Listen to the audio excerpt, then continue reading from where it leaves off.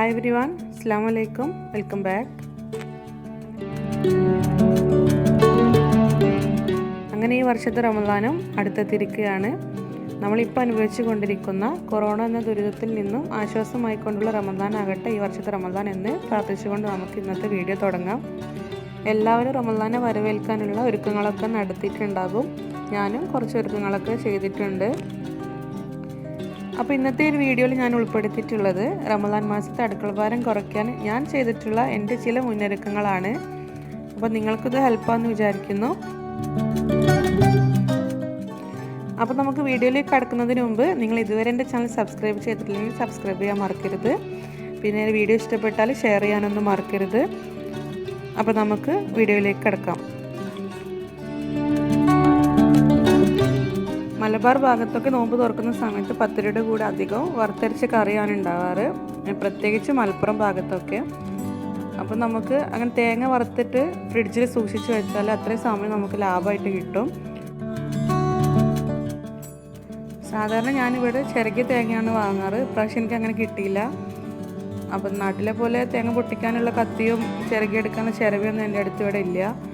അപ്പോൾ ഞാൻ എങ്ങനെയാണ് ചിരവില്ലാതെ തേങ്ങ ചിരകുന്നതെന്ന് ഈ വീഡിയോയിൽ കാണിക്കുന്നുണ്ട്. എന്തെങ്കിലും വെയിറ്റുള്ളൊരു സാധനം വെച്ചിട്ട് നമുക്ക് തേങ്ങ പൊട്ടിച്ചെടുക്കാം. അതിൽ വലിയ ബുദ്ധിമുട്ടൊന്നുമില്ല. പിന്നെ കത്തി വെച്ചിട്ട് തേങ്ങ ഒരു പൂളാക്കിയിട്ടെടുത്ത് ചെറിയ ചെറിയ പീസാക്കി എടുക്കുക.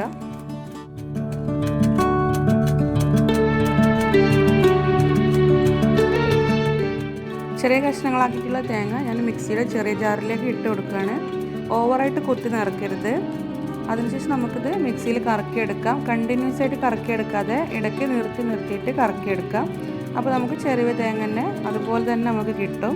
ഇതെനിക്ക് എൻ്റെ ഉമ്മ പറഞ്ഞു തന്ന ടിപ്പാണ്.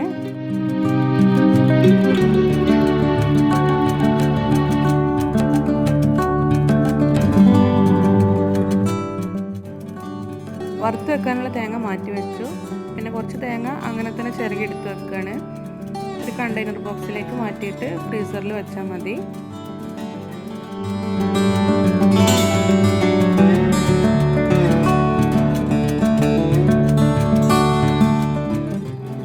ഇനി ഞാൻ തേങ്ങ വറുത്ത് വെക്കുകയാണ്.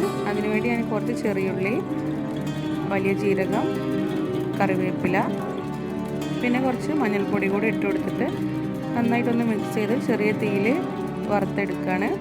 ഏകദേശം ഒരു 20 മിനിറ്റൊക്കെ എന്തായാലും വറുത്തെടുക്കേണ്ടി വരും. നമ്മൾ ഇളക്കിക്കൊണ്ടിരിക്കണം, അല്ലെങ്കിൽ അടിഭാഗം കരിഞ്ഞു പോകും.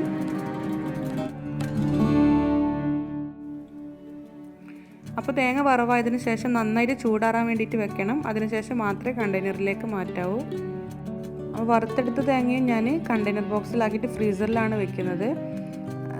താഴെ വെച്ചാൽ എൻ്റെതൊരു പ്രാവശ്യം 2 ആഴ്ച കഴിഞ്ഞതിന് ശേഷം ചെറുതായിട്ട് ടേസ്റ്റിന് ഡിഫറൻസ് ഒക്കെ വന്നിട്ടുണ്ടായിരുന്നു. ഫ്രീസറിൽ വെച്ചിട്ട് ഒരു കുഴപ്പവും ഉണ്ടായിട്ടില്ല. നമ്മൾ ഉപയോഗിക്കുന്നതിൻ്റെ 1 മണിക്കൂർ മുമ്പൊന്ന് ഫ്രിഡ്ജിന് പുറത്ത് വെച്ചാൽ മതി. അതിനുശേഷം കുറച്ച് ചൂടുവെള്ളത്തിൽ അരച്ചെടുത്താൽ നമുക്ക് നല്ല ഫ്രഷ് ആയിട്ടുള്ള തേങ്ങയരപ്പ് തന്നെ കിട്ടും.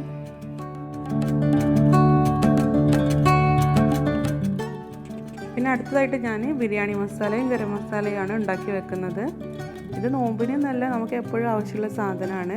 അപ്പോൾ എൻ്റെ സ്റ്റോക്ക് തീർന്നിട്ടുണ്ടായിരുന്നു. അപ്പോൾ ഇതും കൂടി തയ്യാറാക്കി വെച്ചാൽ പിന്നെ നമുക്ക് ഇതിലേക്ക് നോക്കേണ്ട ആവശ്യമില്ല. അപ്പോൾ ഗരം മസാലയുടെയും ബിരിയാണി മസാലയുടെയൊക്കെ റെസിപ്പി ഞാൻ മുമ്പ് അപ്ലോഡ് ചെയ്തിട്ടുണ്ട്. മുകളിൽ ഐക്കാണിൽ ലിങ്ക് കൊടുത്തിട്ടുണ്ട്.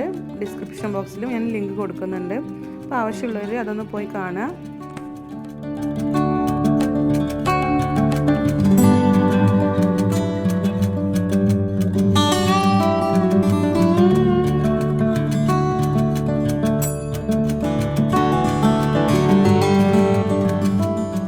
അതുപോലെ തന്നെ നമ്മൾ നോമ്പിന് സ്നാക്സൊക്കെ തയ്യാറാക്കുമ്പോൾ എപ്പോഴും ആവശ്യം വരുന്ന സാധനമാണ് ബ്രെഡ് ക്രംസ്.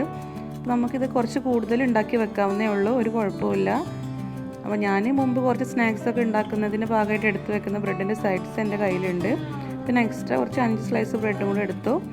അപ്പോൾ നിങ്ങൾ ബ്രെഡ് എത്രയാണോ വേണ്ടത് അതിനനുസരിച്ച് എടുക്കുക. അപ്പോൾ കുറച്ച് ദിവസത്തിന് വെക്കാൻ വേണ്ടിയിട്ടായതുകൊണ്ട് ഞാൻ ജസ്റ്റ് ഒന്ന് ചൂടാക്കിയിട്ടാണ് ഇത് ഫ്രിഡ്ജിൽ സ്റ്റോർ ചെയ്ത് വെക്കുന്നത്. മിക്സിയിൽ പൊടിച്ചതിന് ശേഷം നമുക്ക് ജസ്റ്റ് ഒന്ന് വറുത്തെടുക്കാം. ബ്രെഡിന് നല്ലൊരു സ്മെല്ല് വരുന്നത് വരെ ഒന്ന് വറുത്തെടുക്കാം. അപ്പോൾ ഇതും നന്നായിട്ട് ചൂടാറിയതിന് ശേഷം ഒരു കണ്ടെയ്നറിലാക്കി ഫ്രിഡ്ജിൽ വെക്കാം. ഫ്രീസറിൽ വെക്കേണ്ട ആവശ്യമില്ല, ഫ്രിഡ്ജിൽ തന്നെ വെച്ചാൽ മതി.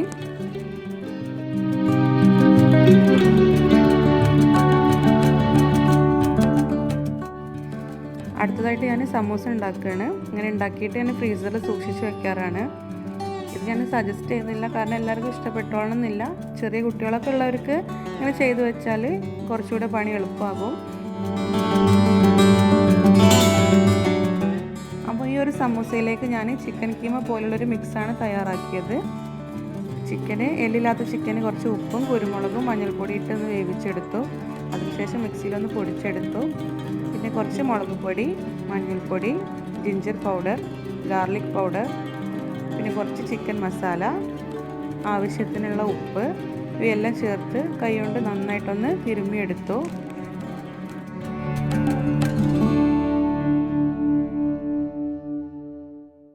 അതിനുശേഷം ഒരു പാനിൽ കുറച്ച് ഓയിൽ ചൂടാക്കിയിട്ട് ഇതിലേക്ക് ഇട്ട് കൊടുത്തു. നന്നായിട്ടൊന്ന് റോസ്റ്റ് ചെയ്തെടുക്കുകയാണ്.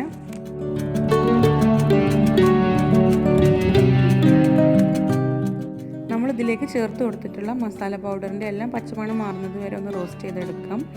ശേഷം ചൂടാറാൻ വേണ്ടിയിട്ട് വെക്കുക. ചൂടാറിയതിന് ശേഷം തവി വെച്ചിട്ട് നന്നായിട്ടൊന്നിങ്ങനെ ഉടച്ചെടുത്താൽ നല്ല പൗഡർ പോലെ കിട്ടും ഈ ഒരു മിക്സ്.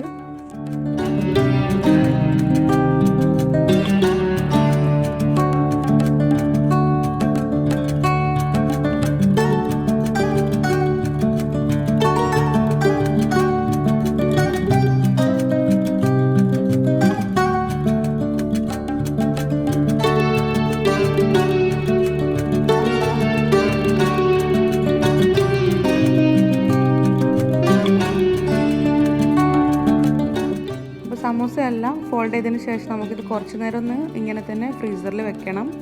ഒന്ന് സെറ്റ് ആയതിനു ശേഷം നമുക്ക് സിപ്ലോ കവറിലേക്ക് മാറ്റിയിട്ട് പിന്നെ ഫ്രീസറിൽ വെച്ച് സൂക്ഷിക്കാവുന്നേ ഉള്ളൂ. അങ്ങനെ ചെയ്താൽ ഇത് തമ്മിൽ ഒട്ടി പിടിക്കത്തില്ല. എല്ലാം കൂടി ഒറ്റ സിപ്ലോ കവറിലാക്കാതെ ഓരോ ദിവസത്തിനുള്ളത് നമുക്ക് ഓരോ കവറിലാക്കിയാൽ അത് പിന്നെ പുറത്തേക്ക് എടുത്ത് വെക്കുമ്പോൾ എളുപ്പമാകും. ഫ്രൈ ചെയ്തെടുക്കുന്നതിൻ്റെ 1 മണിക്കൂർ മുമ്പ് ഒന്ന് പുറത്തേക്ക് വെച്ചാൽ മതി.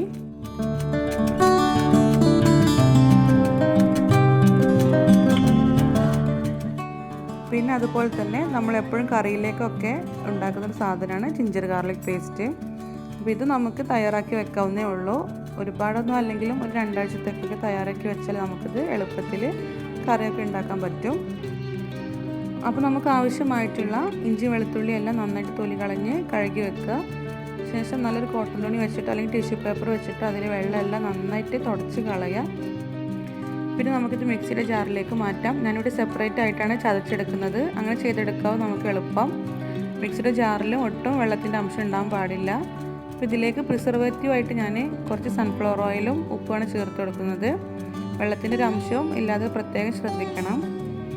അപ്പോൾ ഓയിലും ഉപ്പും വെച്ചിട്ട് നമ്മൾ അരച്ചെടുക്കുകയാണെങ്കിൽ അങ്ങനെ അത്ര പെട്ടെന്നും കേടുവരില്ല. ചതച്ചെടുത്തതിന് ശേഷം ചെറിയൊരു കുപ്പിയിലാക്കിയിട്ട് നമുക്ക് ഫ്രിഡ്ജിൽ വെക്കാം. ഫ്രീസറിൽ വെക്കേണ്ട ആവശ്യമില്ല, ഫ്രിഡ്ജിൽ തന്നെ വെച്ചാൽ മതി. അപ്പം നമ്മളിതാക്കി വെക്കുന്ന കുപ്പിയിലും വെള്ളത്തിൻ്റെ അംശം ഉണ്ടാകാൻ പാടില്ല. നല്ല ഡ്രൈ ആയിട്ടുള്ള കുപ്പി തന്നെ എടുക്കുക. ഇതിൽ നിന്ന് ജിഞ്ചർ ഗാർലിക് പേസ്റ്റ് എടുക്കുന്ന സമയത്തും ഡ്രൈ ആയിട്ടുള്ള സ്പൂൺ വെച്ചിട്ട് എടുക്കുക.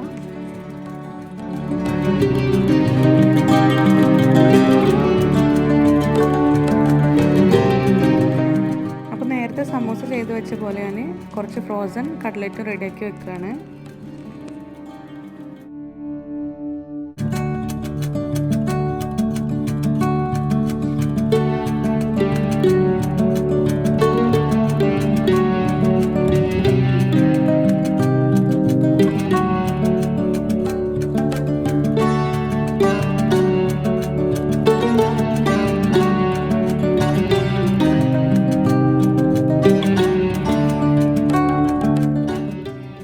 ഇതും സിപ്ലോ കവറിലാക്കിയിട്ട് ഫ്രീസറിലാണ് സൂക്ഷിച്ച് വെക്കുന്നത്. ഫ്രൈ ചെയ്യുന്നതിൻ്റെ 1 മണിക്കൂർ മുമ്പ് പുറത്ത് വെച്ചാൽ മതി.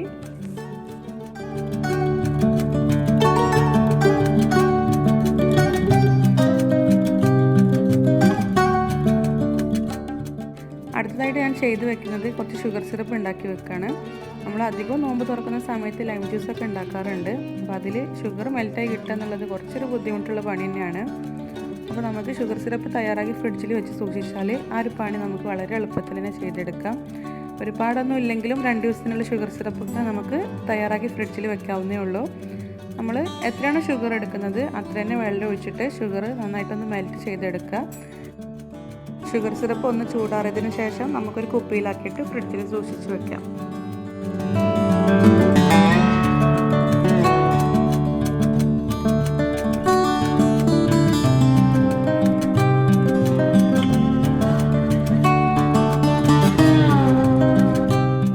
അപ്പോൾ ഇത്രയൊക്കെയാണ് റമദാൻ മാസത്തിലെ എൻ്റെ അടുക്കളപ്പണി എളുപ്പമാക്കാൻ ഞാൻ ചെയ്തു വെച്ചിട്ടുള്ള ചില മുന്നൊരുക്കങ്ങൾ.